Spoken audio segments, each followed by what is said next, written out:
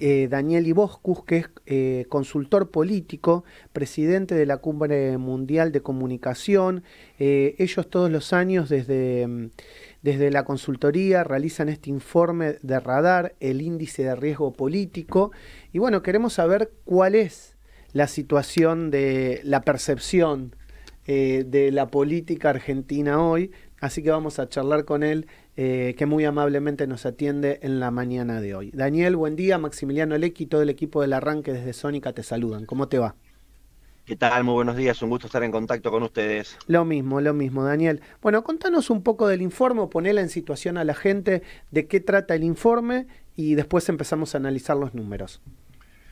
Bueno, Radar surge a partir del triunfo de Javier Milei en el mes de diciembre, digamos en su asunción, donde planteábamos junto a determinados investigadores cuáles eran las variables que iban a marcar el próximo proceso y definir como la esencia, el corazón del próximo gobierno en la Argentina. Y claramente, haciendo un análisis, veíamos que el riesgo político y una de las principales debilidades iba a ser el control político por parte del próximo gobierno. Creamos un índice. ¿Y por qué un riesgo? Y porque es raro que un presidente no tenga mayoría ni en la Cámara de Diputados ni de Senadores, que no tenga gobernadores, que no tenga intendentes, y eso a priori para la gobernabilidad y para la gestión del gobierno generaba una gran incertidumbre e intriga. Eso. Y a partir de ahí creamos este índice que mide variables que van desde la posibilidad de un juicio político al presidente en la percepción ciudadana, la economía de bolsillo del primer metro cuadrado, la imagen del gobierno, la capacidad del gobierno para resolver determinadas demandas, el conflicto en las calles, los piquetes, la conflictividad social y variables económicas como inflación o corrida cambiaria. A partir de ahí surge un índice con un número que da a mayor riesgo o menor riesgo. Lo más cercano a 100 es un riesgo muy alto y lo más cercano a 0 sin riesgo, digamos, ¿no? Sí. Y eso empezamos a trabajar y a medir todos los meses y va teniendo, digamos, a lo que uno pensaría a partir del ajuste, de las variables económicas y los problemas macroeconómicos y microeconómicos de Argentina, como los políticos, que el índice hubiera crecido desde la asunción de Milei a la fecha, y la verdad que no, lo que hay es una disminución constante, pequeña y consolidada muy en los ciudadanos argentinos que votaron y optaron en la segunda vuelta por Javier Milei. Con lo cual mantiene una constante y empieza a dar signos. Por ejemplo, las relevaciones del mes de julio, para poner algunos ejemplos, es a partir del Pacto de Mayo, algo que era una debilidad, empieza a tener una potencia económica, digamos una potencia política a partir de encontrar acuerdos junto con la ley bases.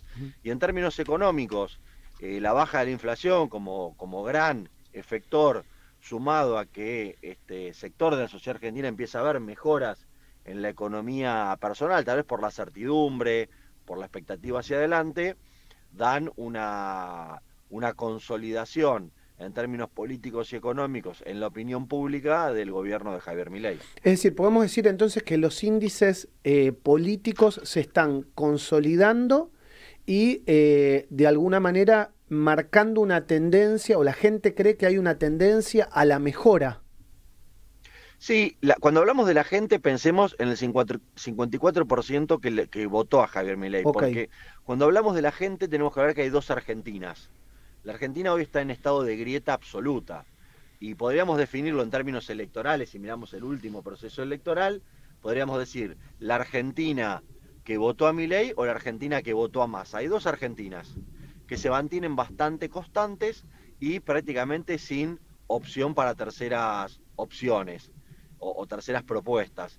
Por eso decimos que para la Argentina que votó a Milei es el análisis que te hago. Para la que no lo votó, bueno, obviamente las críticas van en aumento y con fuertes, digamos, en términos de, ya no solamente de críticas, sino con una negación de la realidad. Pero es importante, digamos, entender este concepto, porque si, digamos, el núcleo, si querés, de votantes de Milei ven mejoras, indudablemente van a seguir apoyando con su voto ese cambio. Entonces ahí la pregunta es, te lo pregunto también porque, bueno, fuiste diputado nacional, fuiste concejal en San Martín, o sea que de política entendés, ¿qué va a pasar con el PRO? Porque, digamos, si hay gente que apoya a Milei, uno tiende a creer que va a ser a la Libertad Avanza, bueno, ¿qué va a pasar con el PRO, no? Bueno, el PRO claramente está en un aprieto, ¿no? Y se nota en ya la ruptura de por sí, porque una parte del PRO ya prácticamente está integrado a la Libertad Avanza, y después hay otra parte del PRO que lidera Mauricio Macri que quiere marcar distancia, sobre todo por supervivencia electoral. Ujú. Así que creo que ahí hay un tema más que interesante para poder analizar, pero está en un estado de tormenta el PRO, por llamarlo de alguna manera, y tendrá que definir su identidad, que hoy pareciera que está atada inexorablemente al futuro y al éxito del gobierno de Javier Milei. ¿Marcaron o pudieron ver la imagen de los dirigentes nacionales? ¿Cuál es digamos, quién mide mejor? ¿Cómo está el presidente ahí comparado con otros dirigentes? Por ejemplo, con Cristina Kirchner. Sí, sí, no, el presidente mantiene muy bien sus índices no solamente de imagen, sino de aceptación, y copia más o menos los resultados electorales. Por eso digo que estamos en una escena similar a la escena del balotaje, no de primera vuelta, a una escena similar a la de balotaje sin ninguna duda. Ah, mira, mira. ¿Y Cristina Kirchner y Mauricio Macri cómo están en esa imagen? Cristina Kirchner bastante más bajo, con sus niveles históricos, se mantiene estable en los últimos tiempos, pero obviamente mucho más bajo que el presidente Milei. Y en el caso de Macri le cuesta más, la negativa es bastante más alta, y una positiva que es dura, pero también es bastante más, si se quiere, pequeña, o, por llamarla de alguna manera, no sé si la palabra es pequeña, es sólida, pero con niveles bastante más bajos, ¿no? Ujú. Claramente Javier Milei es quien hoy lidera esas preferencias y esos objetivos de opinión pública favorable, ¿no? Como tema para destacar. Estaba leyendo un poco en el informe que la foto del mes en los diferentes medios y en las redes sociales es la foto de Loan, ¿no? Sí, hay dos temas que son muy fuertes en el mes. Uno es lo de Loan, y en términos políticos lo del Pacto de Mayo, ¿no? Como revelador y apoyo político hacia el gobierno. Ujú, Pero sí, lo que ha logrado, digamos, la foto de Loan, y por eso es interesante el análisis, es que ha roto por completo la grieta, ¿no? ujú. Es algo que ha unificado a la grieta argentina detrás de un caso en términos de consternación, tristeza, bronca, impotencia. eh, Son las palabras, digamos, más fuertes que salen a partir de, ese, de esa imagen y de ese suceso trágico que todavía sigue sin resolución, ¿no? Podríamos decir que prácticamente tiene la atención como si estarías sentado frente al televisor mirando, atrapado en una serie, en una película, ¿no? Porque no deja de sorprenderte, no deja de indignar, genera suspenso, tiene, bueno, muchas variables que hay que tener en cuenta y que hacen que tenga la atracción total de la sociedad, eh, unificada, ¿no? Por eso es interesante ver que este tipo de cosas sí unifican a los argentinos, y la grieta es difusa. Déjame aprovecharte de estos minutos, dada tu vasta experiencia en la comunicación y sobre todo por los cargos que has tenido, como te presentaba, ¿cómo ves a la Argentina en el contexto mundial respecto a la comunicación? ¿Cómo ves a los medios? ¿Cómo ves a los periodistas comparativamente? Es decir, ¿estamos en lo que se hace en todo el mundo? ¿Estamos mejor? ¿Estamos más atravesados por la grieta, políticamente hablando? Bueno, tenemos que tener en cuenta que en el mundo estamos en una fase de hiperpolarización, ¿no? De eso, no hay duda. País que vos mires, podés ir a Colombia, es Petro o en contra de Petro, podés ir bueno, Uruguay, podríamos saber que hay elecciones en octubre, que es izquierda-derecha, todavía no se mantiene un poco esa dicotomía. Podés pensar bueno, ni hay que hablar lo que vimos en Venezuela, ¿no? Ujú, sí, Es Maduro contra el mundo claro. prácticamente. Eh, pero vivimos en sociedades hiperpolarizadas. En Estados Unidos es Trump versus el que ponga enfrente a los demócratas. Eso está muy consolidado.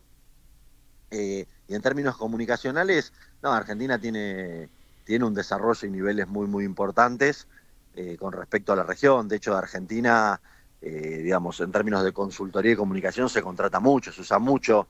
el talento argentino, el desarrollo, porque recordemos que en Argentina ya hace mucho tiempo se viven escenas de hiperpolarización, de Claro. crisis permanente, entonces esa habilidad de resiliencia frente a la crisis permanente también te da un margen, digamos, profesional a ser mirado en toda la región, pero sí es muy interesante e inclusive con el sistema de medios todavía funcionando y más flexible a otros países, ¿no? En otros países ya directamente los medios de comunicación, en países como Ecuador, tienen puesta la camiseta de un candidato, de un partido de manera abrumadora, digamos, ¿no? Y la gente lo sabe y operan desde esa lógica. Después los niveles, por ejemplo, de inseguridad, de inestabilidad económica, de velocidad de las noticias, de escándalos que hay en Ecuador no es ni comparable con la Argentina. Cuando a veces uno dice, no, pero la Argentina es un desastre, bueno, ¿comparado con qué? ¿No? Siempre nos gusta compararnos con el primer mundo, pero estamos en Latinoamérica. Y cuando comparamos con Latinoamérica, bueno,